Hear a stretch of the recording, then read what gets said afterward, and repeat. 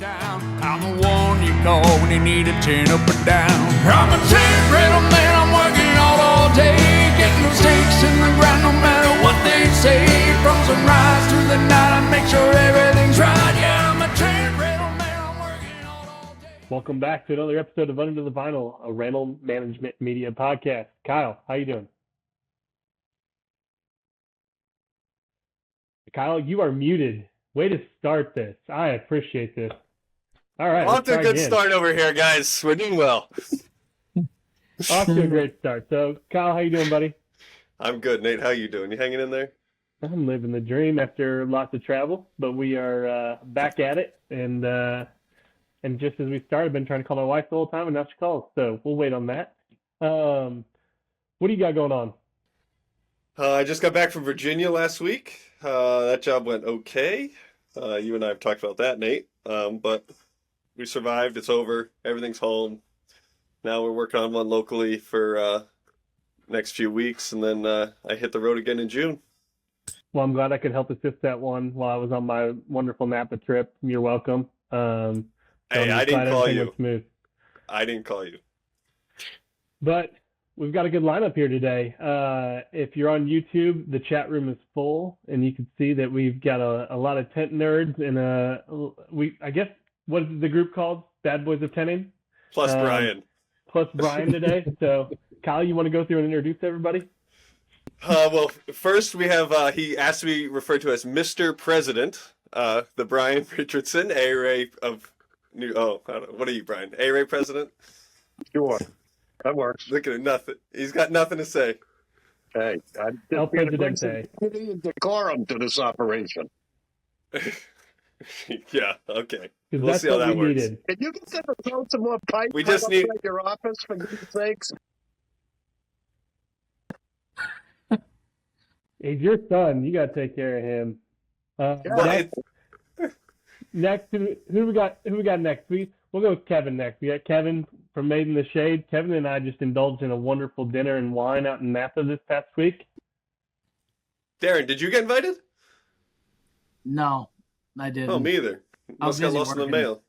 Busy Yeah, working. okay. You were in Mexico. Kevin, you're also muted, I think, as well.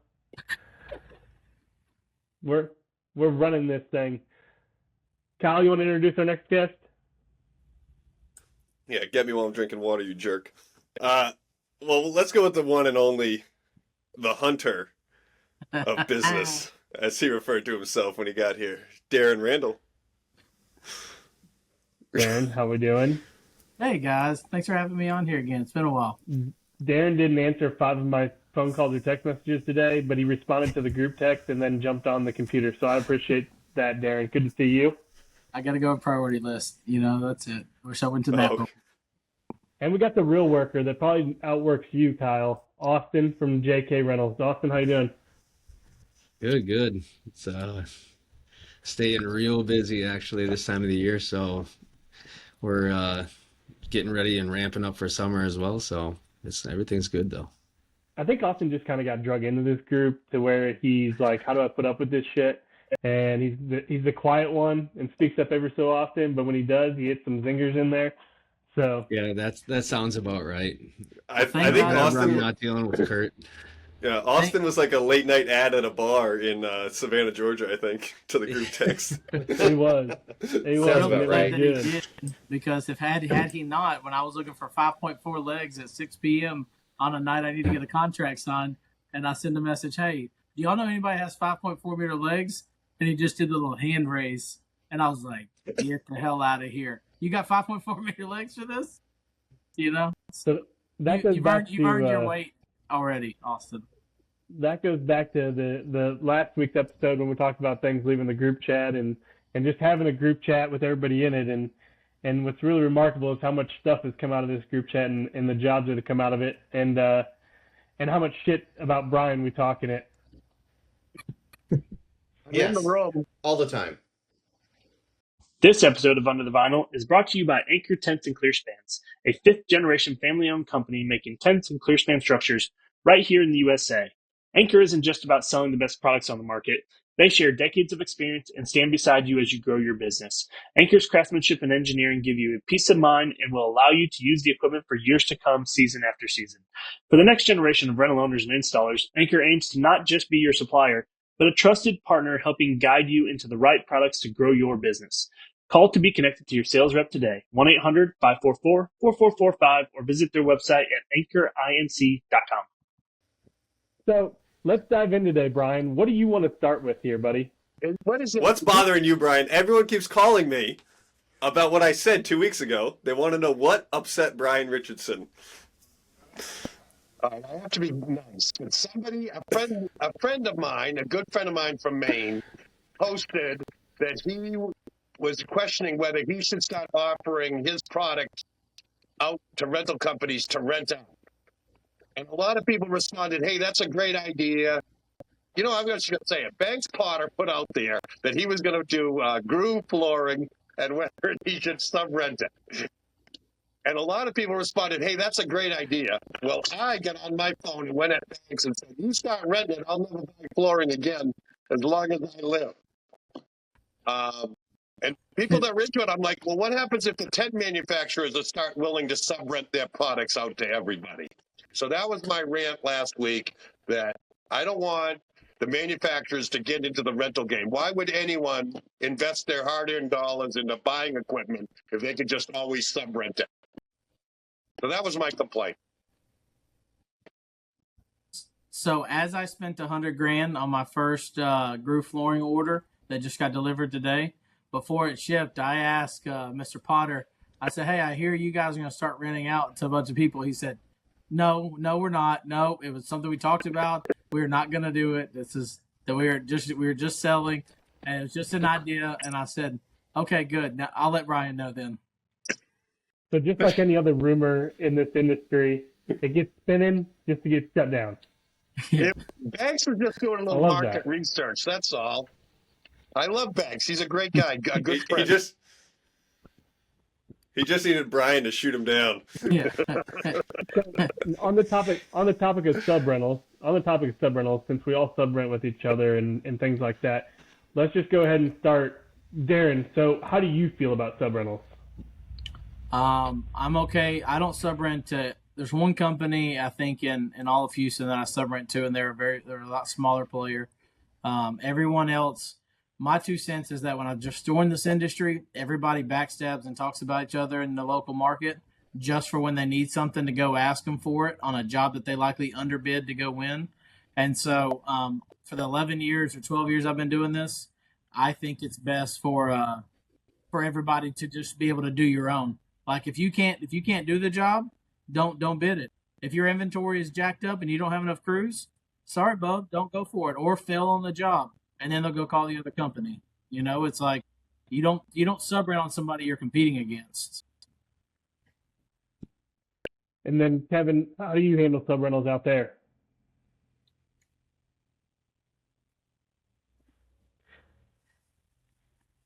You're muted, Kevin. Come on, man. I don't know why he keeps doing that. Anyways, we've been sub-renting for a long time to different companies and all that. You know, we got to get to know them to want to sub-rent to them or to do it. You know, where it's a little different from a new company coming in to sub-rent and get will call pieces and parts from us. We want payment up front, all that good stuff. But if it's a company we've been dealing with for 15, 20 years, if they call us, come get it, we'll figure it out later and do all that. So I don't mind opening up my warehouse for items to come get picked up or whatever it may be. Austin?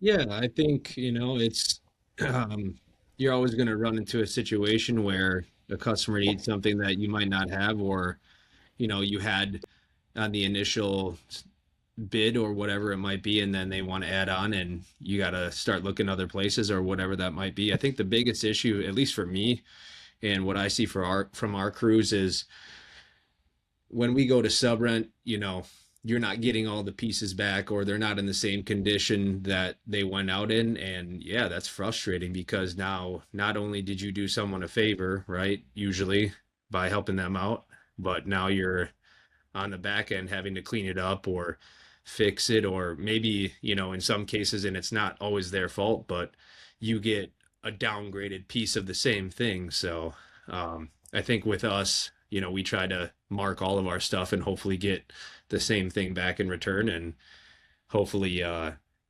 you're not having to go back and, hey, we need more of this, or you actually gave us this piece instead of another one, and next thing you know, it ends up in your inventory and kind of messes things up for the next time everything goes out. So I would say, yeah, we sub rent quite a bit, but at the same time we make sure that we try to get our stuff back. We're pretty hard pressed on that for our guys to count our stuff and make sure it is the right stuff. And I noticed you guys, when we were putting up your 5.4 meter legs, do you sticker all of your product? Yeah, we try to throw some sort of indicator on there. I would say we sticker probably majority of our stuff. We actually, it was funny, we just put in another order for like 3,000 stickers for, whatever it might be. So in some way, shape, or form, yes. Or you can be like Kyle and get my stuff back with blue paint on it and then realize that it's not his, or it is his months later. Right, Kyle? Nate, we don't want to talk about Chattanooga, LNA. I'm just waiting. Send Brian a check, and you guys can just have the whole inventory, whatever you need. I got a text the other day from Jay Gorman at Party Reflections. He was walking in his yard, and he sends me a picture of this one piece of floor that's branded LNA Tent Rentals. We have never sub-rented them floor ever. We went back and looked. No clue how they got our floor. That's insane. But that comes down to inventory, though. Like, if, we all use different systems, but if you're not super OCD inventory like we are about parts and bolts and fittings, I know, like Derek. No one is as good as you. You're gonna get wrong stuff back. I mean, we're doing a sub rental to Tents by Design right now, and I've made him call the items the same thing we call it, just so that when they bring it back and come in, it's coming in back on our pull sheet. They're getting a copy of our pull sheet so that we're getting those items back, because we all see these guys, they're striking this stuff after 5 days in 100-degree weather or 30-degree weather. So it's like, you gotta give them some grace. So it really comes back to the back end on the warehouse and the office side of making sure that you're getting back what it is and what you're getting. Because those guys are going to put it in the first bin that's accessible to them because they're out there and it's midnight, So we all know how the sub rentals work now, and the communication with sub rentals work now. I only know how Brian went about sub renting back in the day and how much that has evolved. Well, Brian, tell him how nice you are about sub rentals. Yeah. Do you rent someone top or vinyl at all? Are you opening that vinyl up when it comes back? That's the question. Because if you are, then we're not charging enough. Yeah. Whatever that number is, if it's coming back and you're opening up every piece of vinyl and every piece of wall, then we're not charging enough when we sub-rent. Because that labor has got to be priced into it somewhere. Well, I think it depends on what size company you are. For us, it's really hard through the year to check every single top that comes back that we've sub-rented to somebody. If it says, hey, this is an A grade and it's clear and everything's good to go, obviously you're trusting that, or you're hoping that whoever you sub-rented to communicates that back to you that this is what it is. Otherwise, we put stuff on the shelf and it gets mildewed and trashed, and it's a whole nother story. And I agree. Are you checking it before it goes out, Nate? Yeah, so we're supposed to be checking everything that goes out, and everything is supposed to be checked off. Humans do make errors once in a while, and those human errors just got to be held accountable. Oh. So, Brian, did you not sub-rent back in the day? Yeah. We've been pretty fortunate that because my brothers each had a company, one in Maine and one in Maryland, we could sub-rent back and forth as a family, which makes it a lot easier. We all had the same inventory mix, so if somebody didn't get back their Genesis mid or their Century mid, you'd go, yeah, but mine was nicer anyway, so it all worked out. Now it's a little more challenging. We've got stuff running in and out. We don't have time to check it half the time going out, so That is an issue. Sometimes we'll get stuff back and it's got someone else's label in it. And by the time we find out, it's been 3 months. Well, let's dive into that too then, Kyle. What are you guys doing to assure the process is done for washing and cleaning and then going out the door? How are you verifying everything and how are you trusting it? This pisses Brian off, but everything goes to the washroom when it comes back, whether it needs it or not. Mm-hmm. And it really drives him crazy because he's like, we don't need to be washing it, but it's the only way I know that it's going to get cleaned. Or it is what it says it is. But are you trusting? So then it goes to the washroom. Are you and something goes out and something's messed up or has a hole in it or a stain on it or something? How are you? How? I like it going there because then I know who did it. If Okay. I know they wrote the tag, so it's easy to blame someone. There's no finger pointing. It's easy to say it came out of your washroom. It's But your what if fault. you have hundreds and hundreds of tops and you're doing jobs all over the country and things are coming in and out? Well, that's when things get rough. So that's what I'm saying. So I guess from my standpoint, the smaller company, you're able to do all that where it's all able to come in, get checked, get looked at, and right away get signed off on all that stuff. Larger companies, having to go through that process is a little bit tougher, and we do it, but it's easier to go through and mark off what somebody's saying and trust it. But how do you trust that person, Kevin? I think we're in that growing point, like you're saying, where if you're smaller, you can go check everything, put it away. Right now, we've always done hey, it's good for the next job. Hey, this is good. It can go out again or whatever. And it's kind of bitten us before with leaves. I mean, you name it, right? Dirt in there that just crews aren't paying attention to. So I'm almost to that, what Kyle's saying, where everything just comes in, gets checked, but gets washed right away. It gets washed. It doesn't get a new life. It doesn't get used a second time. That's like, we just had our laundry pile just piled up for like the last 2 weeks. And we had to spend all of Saturday just going through it and double checking to make sure things were there. Where if we had like an RFID system or something like that, a couple of waves of a wand, it would have taken, 20 minutes to figure out instead of 6 hours. Austin, you're part of that though. You guys are traveling all over the country. So what are you guys doing when your stuff comes back? Well, for us, I guess it depends on obviously the size of the job and then what's going out next. And then also for us, which Kyle, I'm sure you guys can attest to this, like the time of the year. So for us, we have our back of warehouse is all cold storage. So basically from, let's just call it April, or I should say October or November into April, you can get away with those tops being wet and dirty, right? Because no mold is growing at 30 or 40 degrees, which is kind of where it stays back there, like it's cold. But yeah, during the summer, I mean, everything comes through the wash bay, and it's getting checked. And then after they pull it out, if there is something wrong, we're bringing our sewing machines over and making repairs kind of right then and there. So that way it can go back on the shelf. But actually, one thing I think we do that might be different than some of the other companies is we actually checking when it comes in and then one more time before it goes out, just as like a courtesy check. And yeah, it is extra labor. It's a lot of extra time. It's a lot of kind of pain for those guys opening that stuff up. But, that also ensures, especially on these trips where, yeah, you're traveling, how many thousands of miles, that you are sending out the right stuff and, that it is clean. So the shorter stuff, yeah, you might be able to get away with not checking some of the things because it's only 30 minutes away and you can make a mistake. But Hey, the mistake still costs you money. They do. Mm-hmm. Just one Sprinter van away from being over budget. Yeah, exactly. Ain't that the truth? Speaking of over budgets, let's jump into some planner stuff here. So I guess if we want to just jump in and do a tell-all here, tell me which direction you guys would go with this. Get a customer wants you to price match a job. You obviously give them your opinion on which way you think it should go with the flooring, raised level versus lay the grade flooring. And and you're trying to stay within that number, you recommend they should do a raised level flooring. They do a lay the grade instead because they want to meet that budget from the other company. You do that, and then it pours down rain all weekend or all week before the event. It floods, and the water's coming over the Duratrack floor on the one side.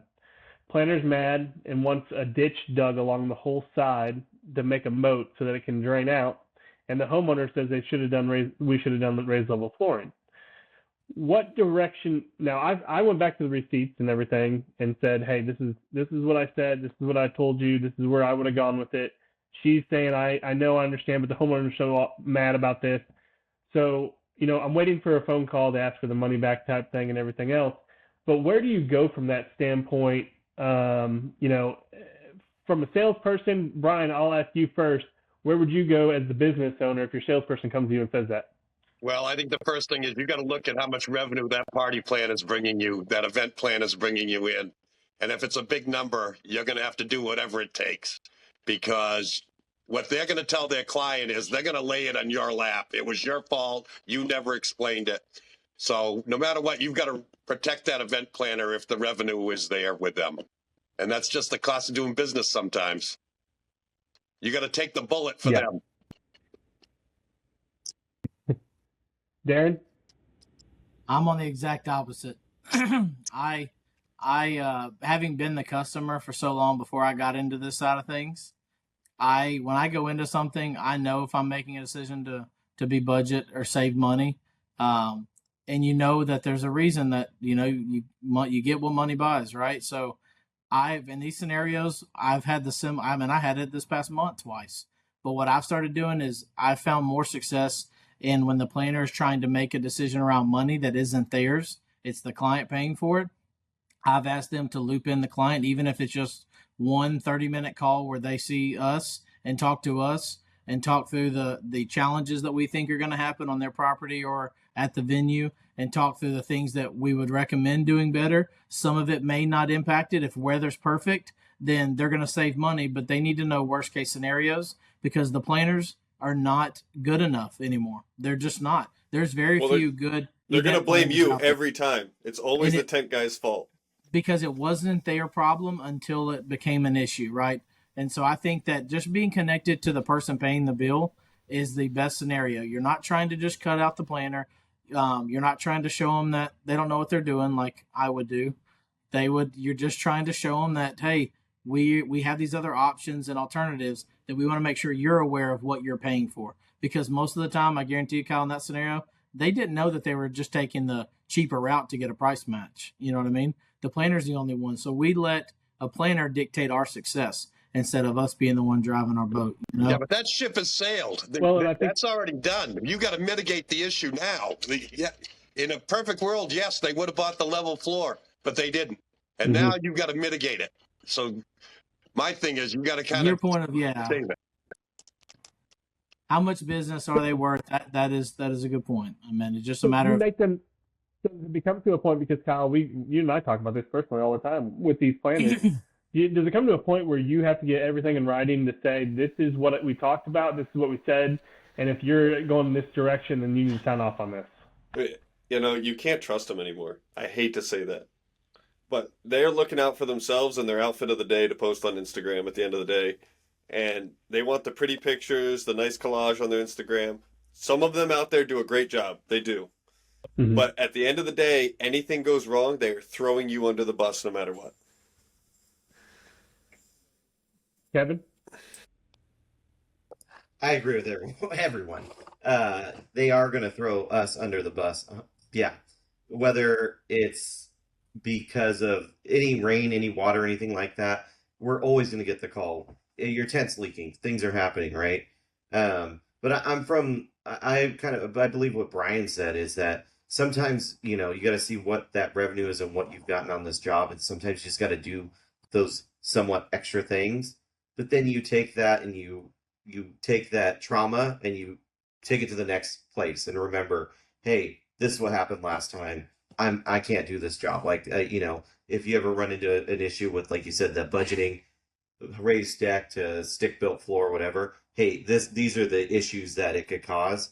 Do I really want to do this job? And do I really want to have this issue? Or am I just trying to make a quick buck?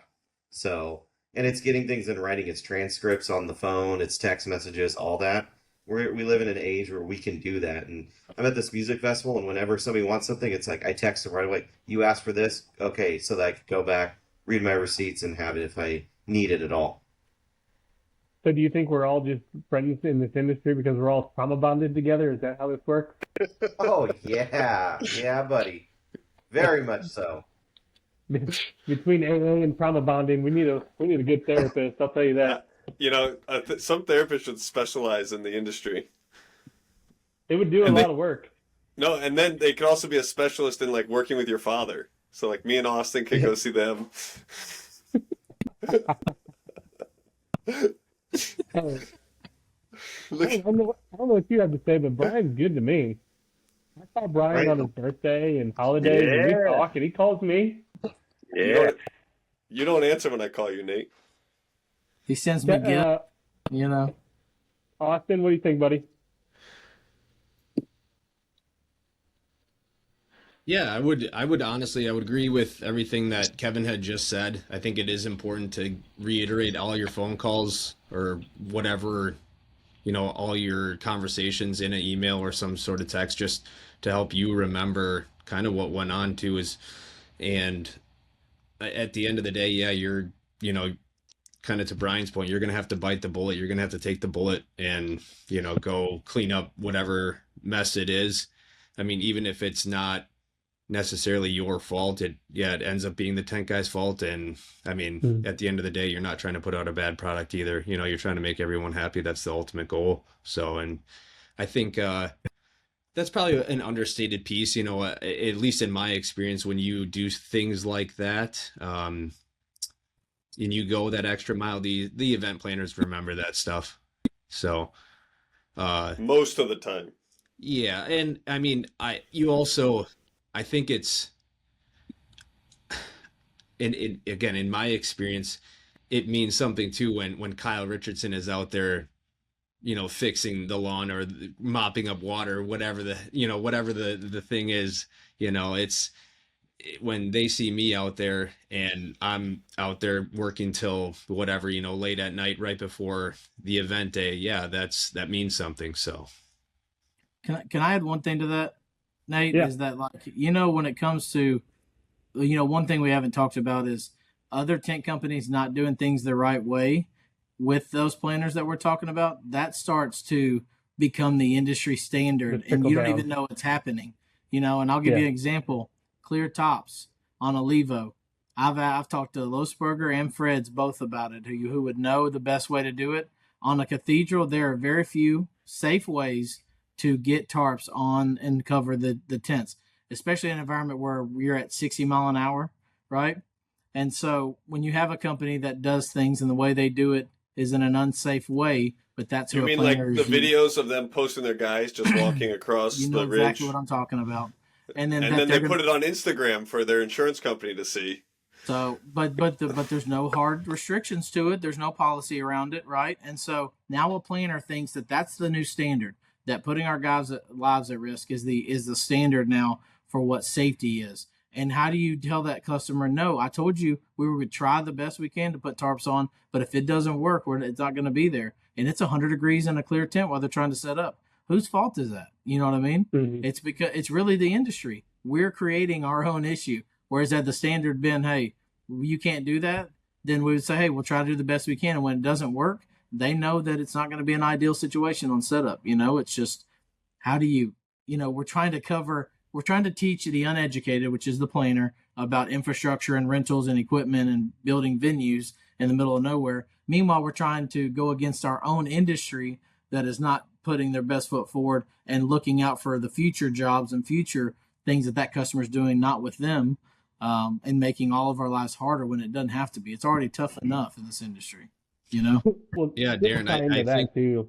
I was gonna say, Go Darren, ahead. I think you're right, and it's everyone knows that they're gonna do that unsafe thing because otherwise they're gonna find someone who's gonna do it regardless. They're gonna move on to the other company that didn't get the bid, and they're like, well, they'll put the tarp on for me. I know that Houston Tents won't do it, so I'll go to the next guy that will. And whatever extreme that they have to go to get the job, to increase revenue or increase the bottom line, whatever, that's what they're going to do. And like you said, the industry is kind of doing it to itself. So, but how do we change that, and how do we get this changed? Because Brian, obviously, from where you were at to where it is now, it's obviously changed for the better, right? It changed for the better, but it's also the more companies that have come in, and the better the products have gotten, things have evolved and things have changed, and so other things have gone to the wayside.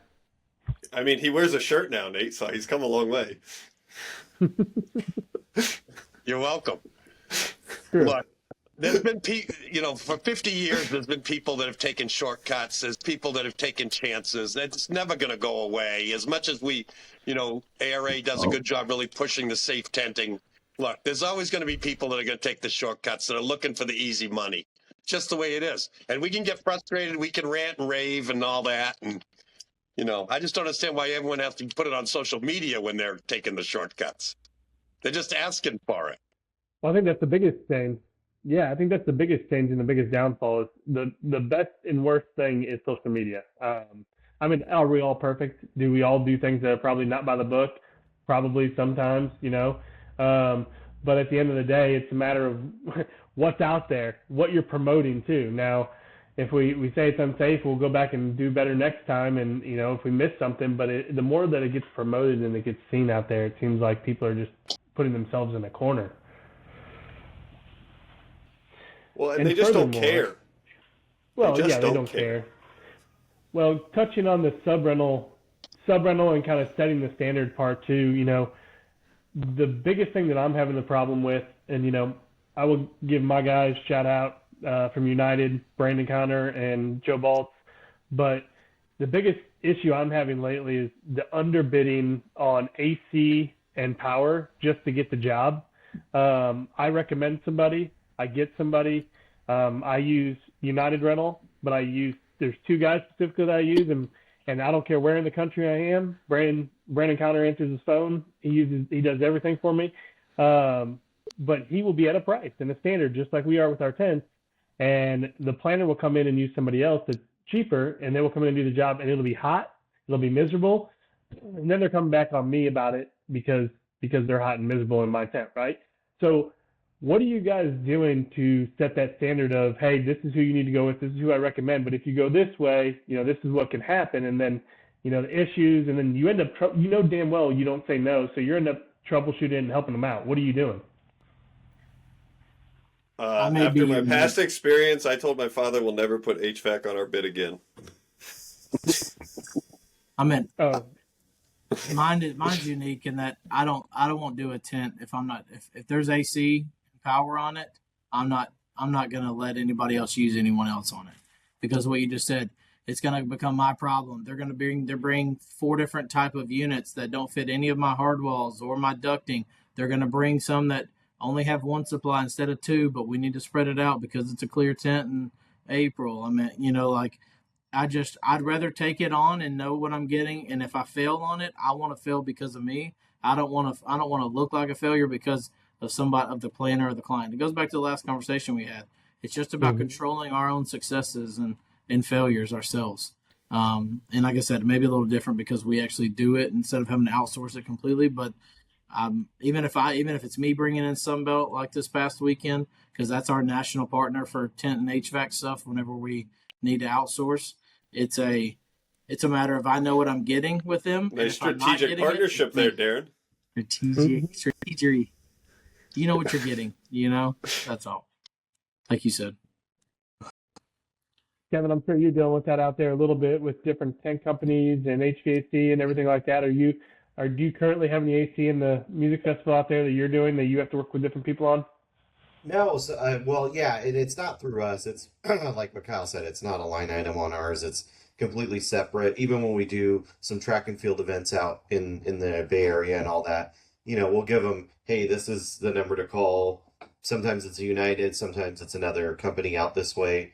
And we say you deal with them direct, but they can talk to us about walls that they're going to need cut, all those kind of aspects that come with it, And out here, it's like, we deal with this music festival, we deal with power company CES and they come and they drop the unit, we have a discussion weeks before of where's it going to get placed, what kind of wall we're going to bring, and all that. And so then we're able to work with them on that. Because you can, when it comes to payment and issues and all that, they need to work straight with the customer, and that's how we do it. But when it comes to like the logistical stuff, wall styles, where to place it, all those good things, that you got to talk to us a little bit so we're all on the same page. Austin, when you guys are doing your big Mecum stuff around the country, do you guys take that on, or does the Mecum handle it themselves? So it's a little bit of a mix of each one of those. Actually, for the upcoming Nashville job, I believe Kurt is actually trying to coordinate that, and I guess that's our approach on that, is that we will do the coordinating. We'll kind of take a hold of that, and yes, it ends up becoming our problem at that point, right? And I think that's kind of what the customer's looking for, though. They don't want to deal with it. They don't want to call whoever. They just want to call one person whenever there is a problem. None of the tent guys hate when it's, hey, my lights aren't working, right? It's like, well, dude, I'm a tent guy. I don't know why your lights are not hooked up correctly, but yeah, it ultimately, it ends up becoming our problem. We'll do our best to take care of it if we can. If not, yeah, we'll call the Sunbelt or United, depending on who, sometimes we will coordinate whoever it is. We've used Equipment Share, we've used Sunbelt, we've used United. But more often than not, yeah, it's it's never smooth and it's never clean.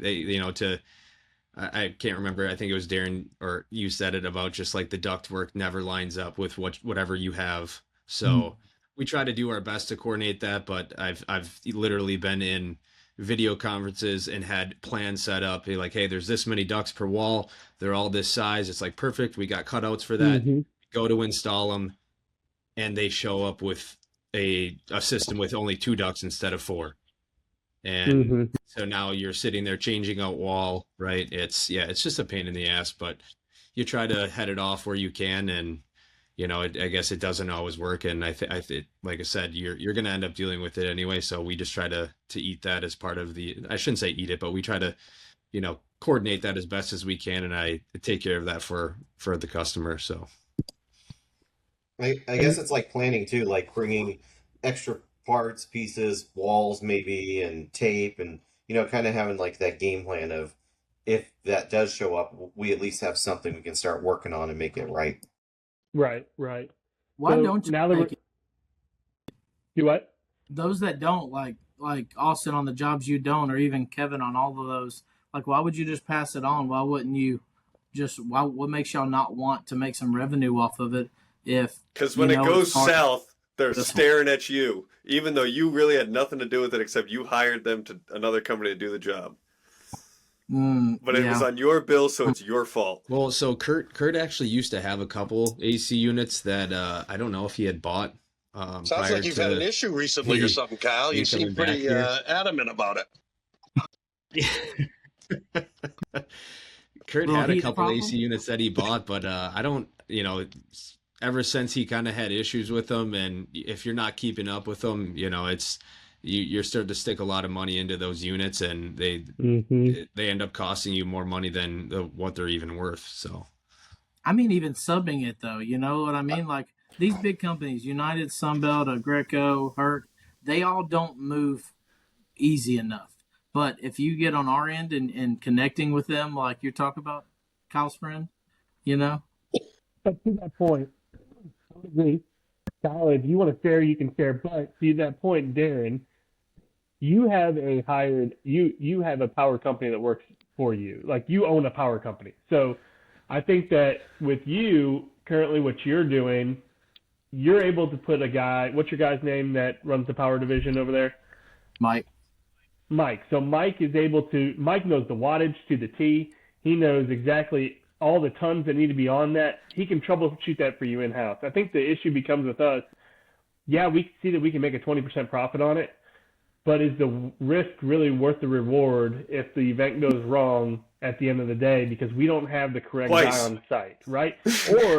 or you have to make sure that we do have a guy on site from that company to make sure that nothing goes wrong during the event.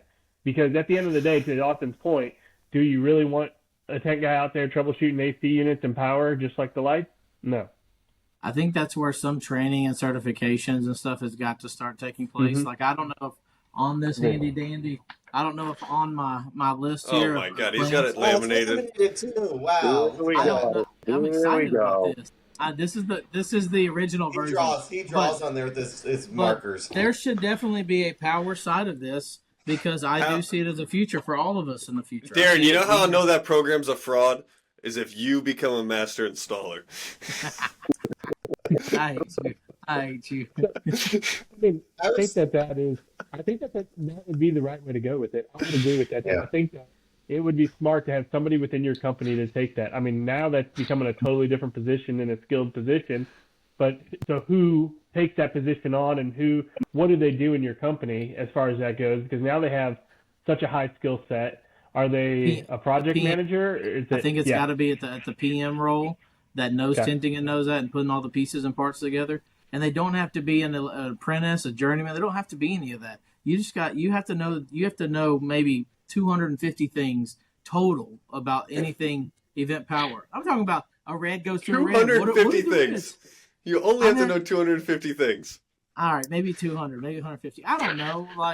But I just feel like right now we're all wiring lights. We're all Hey, running hey, things Darren, different if they ways. were scholars, they wouldn't be tent installers, okay? That's not true. I went to college. Okay, I'm still here. Okay, You're not an installer. When's the last time you put up a tent, man? they make as much as I do. Nate told me you showed up to that job site for 2 hours and Hey, didn't he even did bring give him me water. lunch. Yeah, He did that's give me why- water though. That's why he was there. It was a busy week. You were Oh, standing there with your right. umbrella. Yeah, we over him. Kyle, would I you like think to share that- your story? Yes, no, please. I was going to say to Darren's point, like what he was saying, like Well, why don't we I do had that the line item?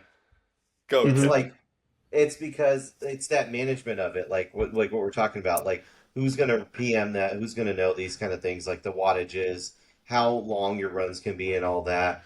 We're running power, a couple, maybe 200 feet, if that, and that's just standard extension cords, right? So I think that's where my struggle is finding somebody to find that. And if I get somebody at that point, then that is really knowledgeable about that stuff, great. Then maybe that opens up some doors. But some of my staff still has a struggle with what's the difference between an 18 meter and a 60 wide, right? Yeah. Like that's like, it's just some of Yeah. these barriers to get over. I mean, just start adding it up. If you guys have big enough projects, you start adding up what a Greg Just already hire got Darren there, Randall. you're doing it. Yeah, maybe that too.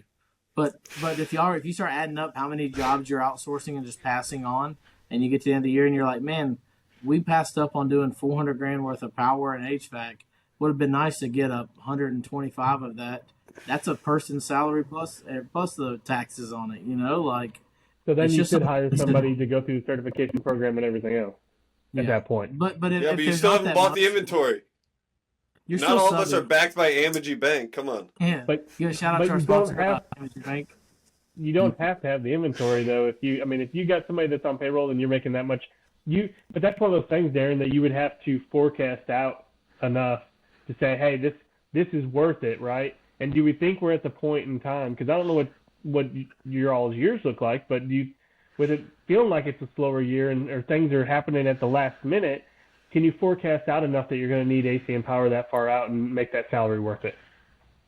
It's been an advantage for us. That's all I'm saying. When y'all pass it on to them, Well, y'all you are bought an passing it existing on. company. You got a ton of inventory. Yeah, it's an advantage for you. But Come no, on. I mean even before I bought Three Phase, like I had more power than he had. I had more generators than he had. It was just adding the same thing. More power. But like what I'm getting at is y'all are outsourcing. Y'all are letting companies come in there and do that now, that have all of the lifts, all the machines that we already need. They all have tent companies that could do the tents. What's next? Y'all want them to start bringing your picnic tables and everything over too? You know Yeah, what I mean? damn right. It's just We like do. y'all are setting it up to where they could own the whole job, and you guys are left in the dark. Come on, That's why Austin. I'm not Shut him doing it. down. Shut him down, Austin.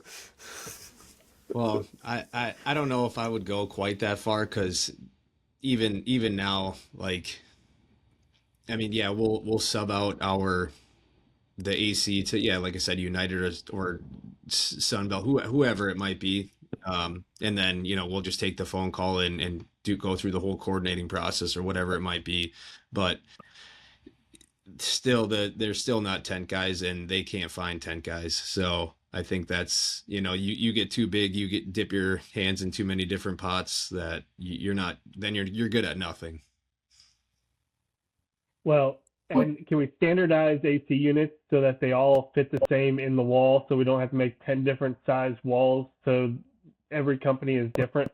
Because that's been the biggest problem, is we have a standard for what we currently use or we recommend for that company for United, but then all these other companies have these in-wall units that are different, or a lot of these companies are pitching going through the floor, when going through the floor is less effective than going through the wall. And it's just because of look.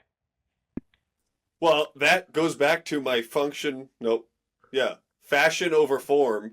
Now we're back on planners. Sometimes they care too much about what looks good versus what actually is going to work. Well, and all, I mean, there's going to be some really cool pictures that come out on one of these big events that maybe Mr. Randall can share later on in the year. But to that point, you can dress those units up to look really badass. I've seen it. Yeah. I mean, we've all seen it, right? So I think you have to push them to the function part. And when they go through the floor, that's another one of those things where it's like, hey, I got to get this signed off on, because this isn't going to be worth it. You're going to pay $200,000 and be miserable. Or fall through it, or blow up on dresses and all things like that. I mean, it's or it blows like the little turf particles of the turf carpet up onto the tables. It looks like it's snowing. Yeah, it looks like it's snowing green turf. Yeah, that didn't just happen to me either. Oh, I love it. I had a great time on my trip. Yeah, I was gonna say, it sounds like you had a good time, Kyle. You're not upset. Me and the crew drank the town out of Modelo. Couldn't buy it anywhere. I would expect nothing less. Well, it's been 45 minutes here, so I'm gonna wrap this up a little bit. But what's everybody kind of seeing the trends go this year for just how the beginning of the year is going to how the end of the year is kind of progressing and how it's shaking out? Kyle, I'll start with you. Last minute is the words I'll use. Like, we got a call today for a big job next week. And they said they booked with someone in Florida coming to New Jersey to do the work, and they called them today and said, never mind, we don't want to do it. So and we've booked 2 or 3 jobs last minute, decent sized ones in the last 2 or 3 weeks. So it's very interesting that people are waiting till the last minute to book stuff.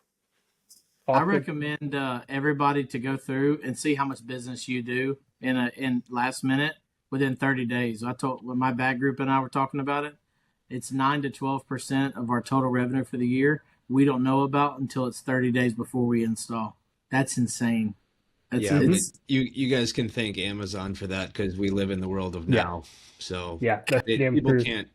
I don't want to say like they can't do it, but they're not having to do it on a regular basis of where they need to think out in the future. Back, I don't know what, 80 years ago, you order something, maybe it's coming on a train car. Now you get it. Yeah. It's showing up sometimes same day. So we do it to our, to Darren's point, but before the whole world is kind of doing it to themselves, or doing it to ourselves rather. So, but I would say, I mean, so far it seems like there's been an uptick, but to your point, Kyle, I think a lot of that has to do with the stuff that comes in, or they say they want it now, they don't quite have their plan together, and then they do go through with it. So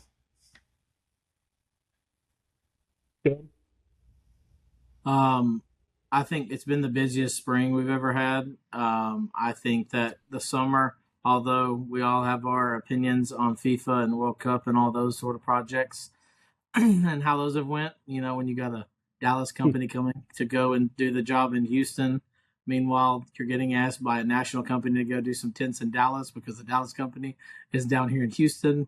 All of it just makes a ton of sense with the way that it's worked out. I completely think that logistics all the cities are hitting on peak performance. However, I think that we're all going to have a really good summer from these last minute stuff for these games. I mean, you think not just a backyard party, but I think on the hospitality side, the bars, the restaurants, the companies that are going to want to do a watch party for one game because one of the VPs is from a country, you know what I mean, that's put in it or something. Like, they're going to have some fun around it. So just kind of be prepared for that is what I would say. And then, just make it through the end of the year and keep seeing what happens economy wise and everything. But I do see that people are willing to do some of the new products and stuff. So as far as trending, I think that people are starting to be open to using a lot more of the products and understanding what the costs are for doing so. Kevin?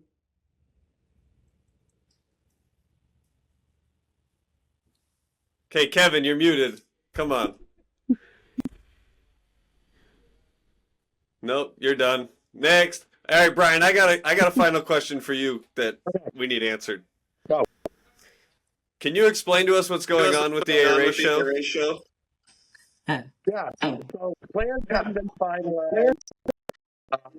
We're going to start, hopefully, we're going to have one of the best Super Bowl parties on Sunday that you've ever attended. More on that is going to be coming out. So yeah, we are adjusting the show floor hours and days a little bit. If someone's already booked their hotels, we can help with that. So we're probably going to lose a night somewhere here or there, but we did change the show dates a little bit. Look, more of that will be coming out. I don't want to give it all away now, but we're going to have a good time in New Orleans during the Super Bowl. That is not. Where's And the what room Valentine's number is your? Day party? Where's the What room Valentine's is your party suite? at, Brian? Yeah, his suite. Brian's suite will be the party. Yeah, baby. And also, just a quick reminder, Safe Penning class in Nashville, August 18th and 19th. So if you're in the area, you need to get signed up, or you want to just come hang out in Nashville and party with us and come to the class, be a good time to come out. What classes Brian are you Bolt doing, and I Nate? are here. Huh? What classes are you going to have there? So we're going to have frame tent and pull tent. And anchoring. Come on. Yeah. Well, everything all the way up to pull tent. Pull tent's going to be rolled out now, so we'll have pull tent all the way up to the pull tent. So, yeah, we're going to do a little bit of everything. Brian Bolt's coming out to meet with me on Thursday this week. We're going to do a little scouting, and, so it'll be a good time. So Kyle will be there. It's already in the books. Kyle will be there. I know. I you think need an instructor, Nate? You need an extra Kyle's going to be the instructor? instructor. I know some stuff. Yeah, come on. He does. I know some I've stuff. already recruited Steven. Darren, so he'll be there as well, just so you know. But yeah, Just call it'll be a good Brian Bill time. Nye. So, well, Bill boys, Nye the tent guy. anything you got of this unorganized chaos left before we jump off? Yeah. Don't hit reply all on emails. That's my rant for the day. My box is filled with people who just said thanks. Thanks. Really? Don't hit reply all. It's said better than smack. dealing with refunds and complaining planners. So I will take the thank yous. So anyway, well, boys, Hey, I appreciate y'all coming Thank on you, today. Nate. Yeah, I appreciate y'all coming on today and jumping on here. And this has been another episode of Under the Vinyl, a rental management media podcast.